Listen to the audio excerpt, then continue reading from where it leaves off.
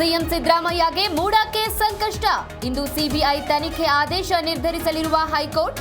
ಹಿಂದೆ ಬಿಎಸ್ವೈ ವಿರುದ್ಧ ಪೋಕ್ಸೋ ಪ್ರಕರಣದ ಆದೇಶ.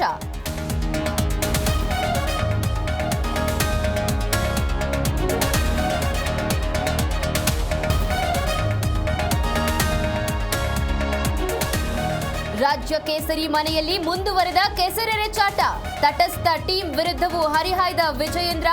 ಬಿಎಸ್ವೈ ಬಗ್ಗೆ ಮಾತನಾಡಿದ್ರೆ ಸುಮ್ಮನಿರಲ್ಲ ಅಂತ ಎಚ್ಚರಿಕೆ.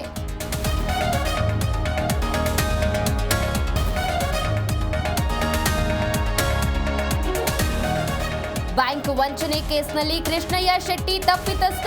3 ವರ್ಷ ಜೈಲು, 1 ಲಕ್ಷ ರೂಪಾಯಿ ದಂಡ ವಿಧಿಸಿದ ಕೋರ್ಟ್. ವಕೀಲರ ಮನವಿ ಮೇರೆಗೆ 1 ತಿಂಗಳು ಜಾಮೀನು.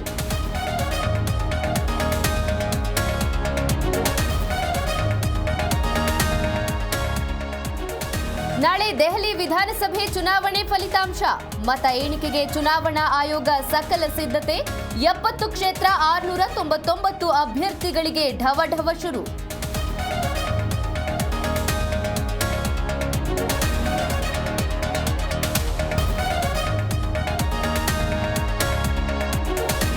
ಗಿಲ್, ಅಯ್ಯರ್, ಅಕ್ಷರ್ ಬೊಂಬಾಟ್ ಆಟ. ಇಂಗ್ಲೆಂಡ್ ವಿರುದ್ಧ ಭಾರತಕ್ಕೆ ಗೆಲುವಿನ ಶುಭಾರಂಭ. 3 ಪಂದ್ಯಗಳ ಸರಣಿಯಲ್ಲಿ 1-0 ಮುನ್ನಡೆ.